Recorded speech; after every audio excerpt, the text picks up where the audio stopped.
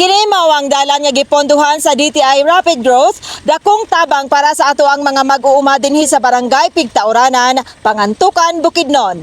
No, ato ang DTI, no, Department of Trade Industry, na sila ay project during convergence na dalan, no, kaning nga road tabang sa ato mga farmers diri sa Pangantukan. So Gikalipay ni Governor Rogelio Nil Roque ang dakong tabang sa Department of Trade and Industry o DTI Rapid Growth Program alang sa road network nga giponduhan sa International Fund for Agricultural Development kun IFAD atol sa gihimong project demonstration visit Hulyo 17, 2026 sa Barangay Pigtauranan, Pangantukan, Bukidnon. I'm so happy with the Department of Trade and Industry. Nakita nila atong effort sa coffee roadmap. Dako po ang ilang suporta sa roads, no, nga matabangan ato mga coffee farmers na especially ang ato mga coffee farmers na diri sa bukid lisod ang dalan, no, kay wala man sa patag, so kinahanglan sila tabang sa mga road network nato diri. So I'm happy that DTI help our coffee farmers diri sa lalawigan sa Bukidnon.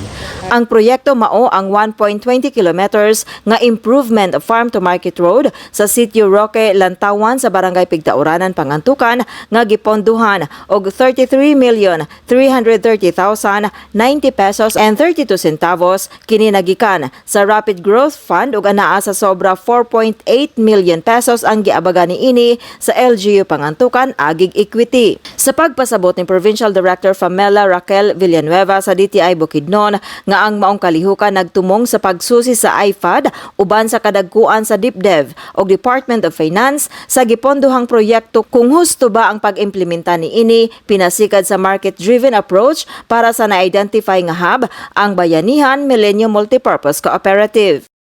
Ang Bayanihan Multipurpose Cooperative usa sa duha ka coffee hubs nga giila og gisuportahan sa Bukidnon Coffee Roadmap sa Provincial Government of Bukidnon, ang priority program ni Governor Roque. Atong Bayanihan Millennium MPC which is located diri sa Pigtauranan. Sila ang atong napili na isa sa atong hubs, no.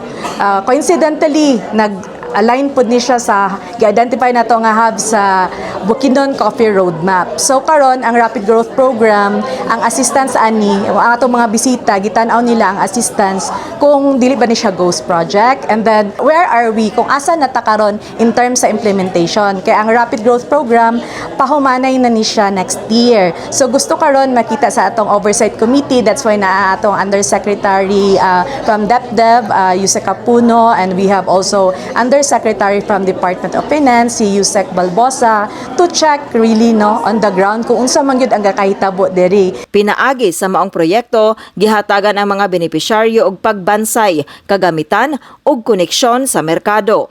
Karon sa mga development nga bag-o dinhi sa Pangantukan is akong gibati is lipay ko kanunay kay makita na gyud nga aduna nay mga improvement nga gihatag sa farmer og sa community as a whole, kay di man ang farmer lang ang makabenepisyo kung dili ang kinatibuk-an nga naa sa barangay. Ang tumong sa programa mao ang pagtabang sa mga mag-uuma nga dili lang mag-ani og daghan apan makabaligya usab ug mas maayo ug mas dako ang kita. Sa tawag ng global warming, kaya in-encourage din po namin yung mga kapwa namin farmers to plant coffee kasi nakakatulong siya sa preservation sa Mother Earth. Alang kang Governor Roque, ang maong programa usa ka importante nga lakang aron mapalig-on ang agrikultura ug mapalambo ang ekonomiya sa mga kabaryuhan. Kay kung mulambo ang panginabuhian sa kabaryuhan, mulig-on usab ang ekonomiya sa tibuok lalawigan.